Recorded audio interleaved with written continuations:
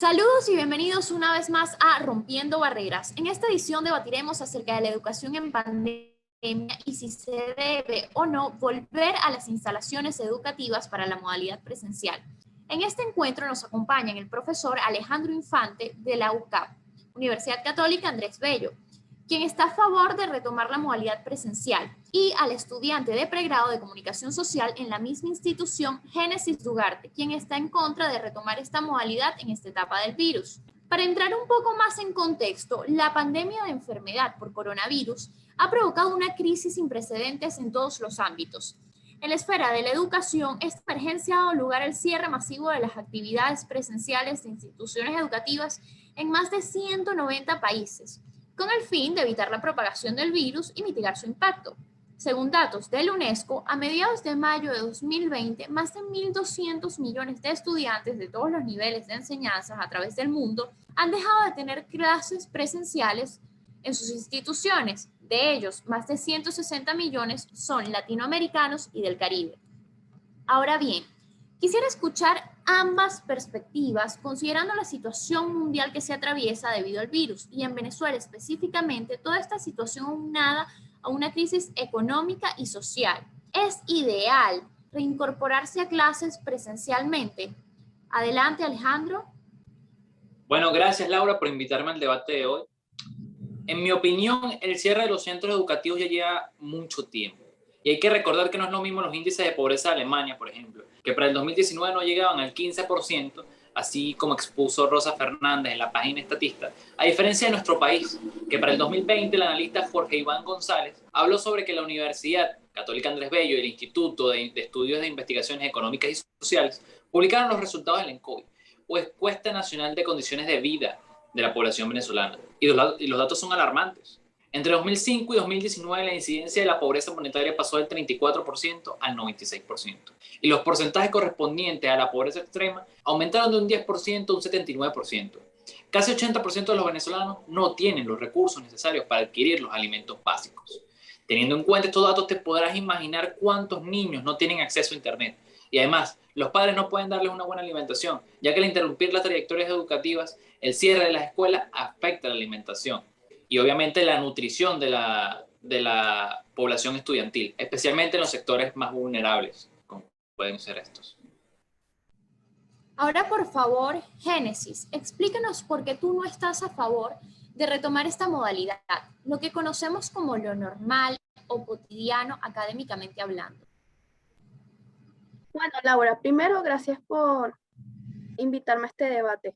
Yo no estoy de acuerdo que todavía los estudiantes vuelvan a la modalidad presencial, porque últimamente están subiendo mucho los casos de COVID-19.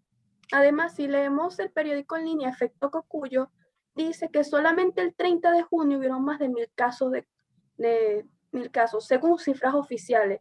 También, agregando, no hay vacunas y las pocas que hay no son suficientes para dar las segundas dosis. Además, si volvemos a la normalidad, las personas que tienen familiares en riesgo se exponen porque por gente que quizás no se cuida mucho puede contagiarle la enfermedad.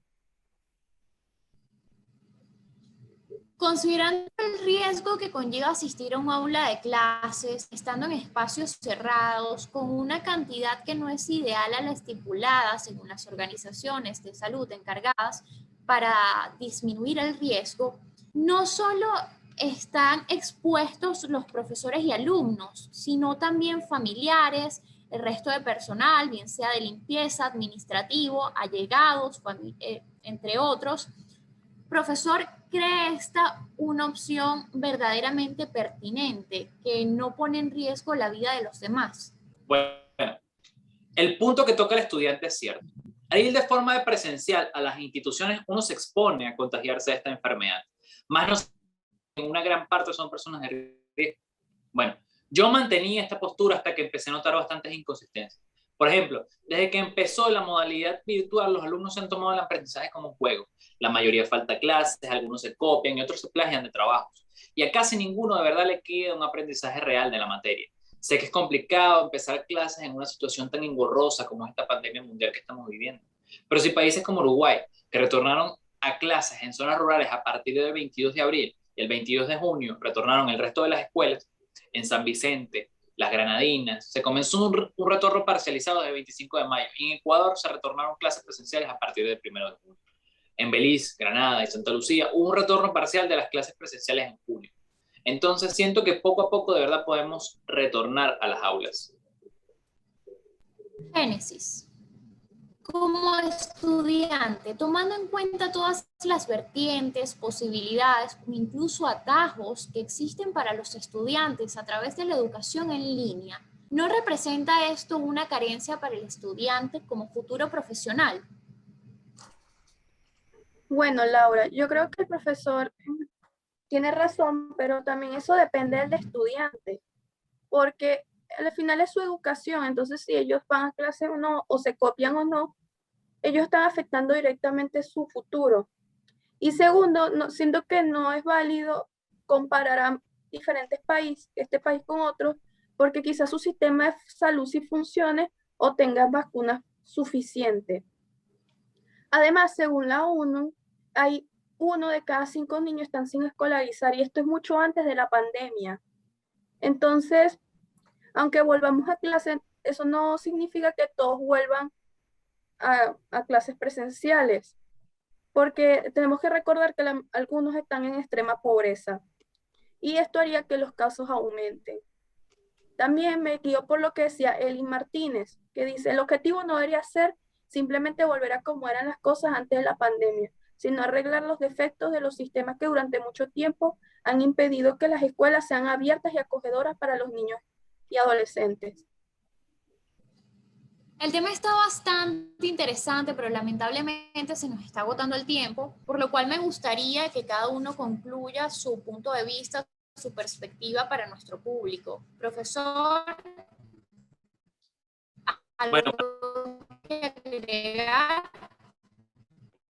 para concretar mi punto, yo pienso que la educación en línea es buena para los centros educativos privados, donde pueden o tienen las herramientas necesarias para impartir clases por esta modalidad. Porque si tomamos en cuenta encuestas que se han realizado en México en el año 2020, las clases virtuales y la realización de videos son mucho más comunes en las escuelas privadas, donde el 56 y el 46% del profesorado recurre a estas actividades respectivamente, que en el resto de las escuelas donde dicha proporción no llega ni siquiera al 10%.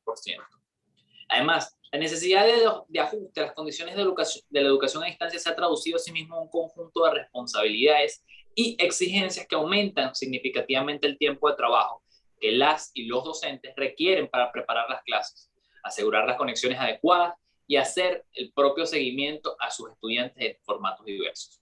Por ejemplo, en Chile, una encuesta de autoaplicación muestra que el 63% de los docentes considera que está trabajando más o mucho más que antes.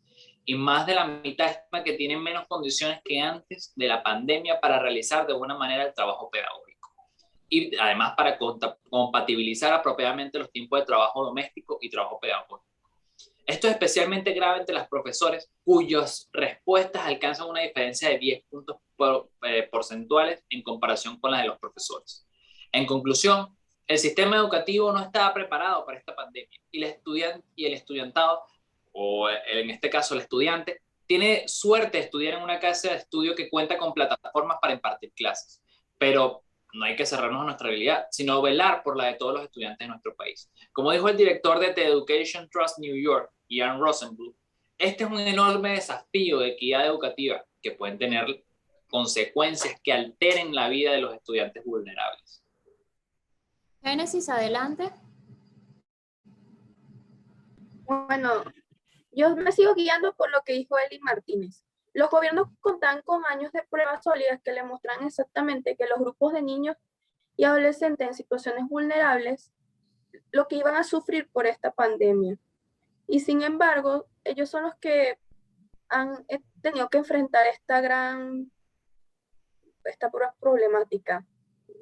La mera reapertura de las escuelas no deshará el daño, ni siquiera garantizará que todos vuelvan a su clase. También si nos vamos a la situación de nuestra universidad, hay que considerar que muchos estudiantes se quedaron fuera del país y otros viven en el interior y por el problema de combustible les va a ser difícil volver a reintegrarse. Bueno, con esto damos por finalizado nuestro tema del día de hoy, educación a distancia, volver o no a la modalidad presencial, es decir, a las instalaciones educativas.